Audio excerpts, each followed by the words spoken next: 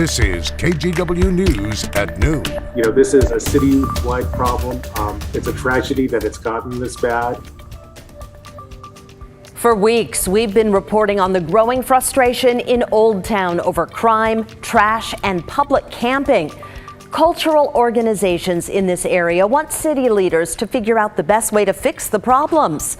Hello, everyone. I'm Brenda Braxton. Last night, the groups talked with a Portland City Commissioner, and Catherine Cook has more on what they had to say. Inside the gates of the Lansu Chinese Garden, thousands of people seek tranquility, a brief respite from the grind. But look just outside the gates. Those who run the garden say what's happening here is jeopardizing all of it. I have had staff in the last week assaulted. I have had staff in their cars chased with people chasing after them with metal pipes.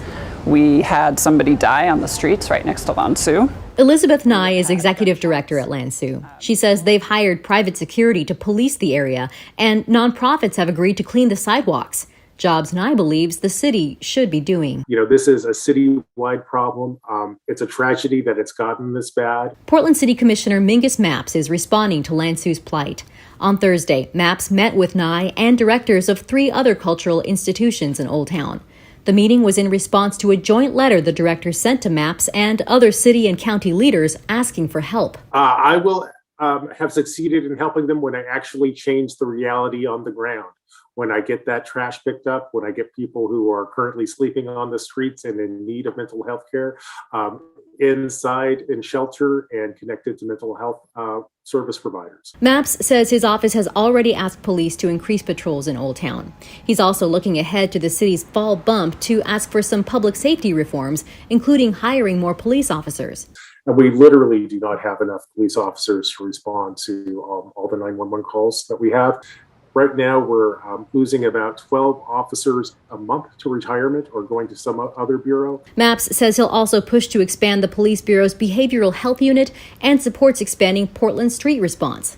After their meeting, Nye from Lansu told KGW that the group appreciates Mapps' prompt response and specific ideas.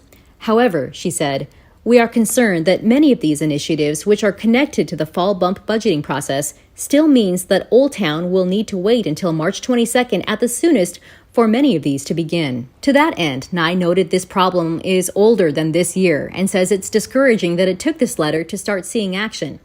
2 other city commissioners responded to KGW regarding the letter. Commissioner Dan Ryan said in part, Old Town needs our support now more than ever. No employee, resident, or tourist should fear for their physical or emotional safety because of where they work, live, and play. Commissioner Carmen Rubio said in part, I want to acknowledge the deep concerns I've heard when talking with some of these organizations and community leaders. Significant planning and engagement is happening as we speak to take necessary steps forward on these issues in the coming weeks. Mapps, who took office in January, says he looks at Old Town on a citywide scale as he tries to make a difference for the future. We have not been served well by pretending like it doesn't exist. Catherine Cook, KGW News. In Washington, Governor Jay Inslee says he will not extend the deadline for state workers to get vaccinated. That deadline is on Monday, and it applies to employees in healthcare, education, and public safety. Inslee says more than 90% of state workers are vaccinated, but about 5,000 still need to provide proof. And has continued to go up every single day. This is extremely gratifying. It is gratifying because we now know there will not be a mass exodus of state employees, and we will be able to continue essential state services for the people of the state of Washington. Governor Inslee also issued a new statewide vaccine mandate for large events. Starting November 15th, everyone 12 and older must show proof of vaccination to attend indoor events with more than 1,000 people. The other option is to show proof of a negative COVID test within 72 hours of the event. The same is true for outdoor events with at least 10,000 people. Also on Monday, anyone visiting a Portland public school will have to prove they've had the COVID vaccine or provide a negative COVID test. This applies to anyone on campus longer than 15 minutes. The new rule also includes athletics and all other extracurriculars. Well, the number of Oregonians hospitalized with COVID is down 50% since a spike in early September. As a result, National Guard troops sent in to help will start to leave. Salem Hospital had 167 service members doing a variety of jobs. Some screened visitors at the front doors. Others delivered food to patients' rooms. Some even folded sheets and made sure nurses had what they needed.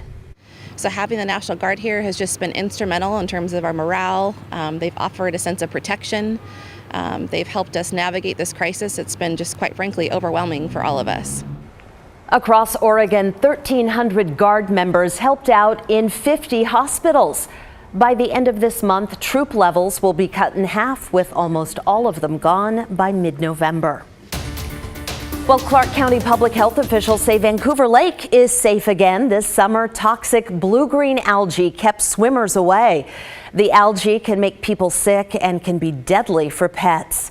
New water samples show toxin levels are no longer elevated, but the algae can come back, so read the posted signs before you or your pets get near the water. Okay, ODOT is one step closer to completing the historic Columbia River Highway State Trail. Blasting started this week on the new Mitchell Point Tunnel. Chris McGinnis takes a look at the work and some of the history behind the original Gorge Highway. Mitchell Point is the hardest and most visible section of that. The prominent outcropping in the Columbia Gorge near Hood River is one of the last work zones needed to reconnect a 73-mile continuous path from Troutdale to the Dalles. It's known as the historic Columbia River Highway and State Trail. For 30 plus years, we've been working really hard to reconnect the areas where I-84 has destroyed or disconnected segments of the trail. Photos, some more than 100 years old, capture the original Mitchell Point Tunnel, complete with huge windows known as adits, which offered spectacular views of the gorge. The original highway was the first of its kind in the Pacific Northwest. Larger vehicles and heavier use made it obsolete by the 1950s. We're coming up on 75 years since the tunnel was originally destroyed to make way for I-84. We're going to recreate those views. Before that recreation, in a new 655-foot tunnel, Fire in the hole! a little demo work, which started this week.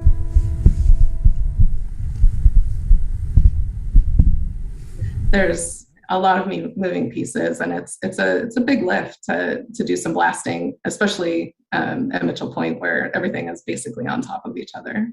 Contractors will need to blast and drill out about 7,000 cubic yards of rock. That's enough to fill 2 Olympic swimming pools with leftovers. It's an incredible operation. We have multiple cars, we have people on radios, coordinating, making sure eastbound and westbound is all coordinated. I-84 traffic will experience rolling slowdowns through the gorge while blasting is happening, Tuesdays and Thursdays through mid-November. The $31 million project is funded through the Federal Lands Access Program. ODOT expects to open the new Mitchell Point Tunnel in about 2 years. Chris McGinnis, KGW News.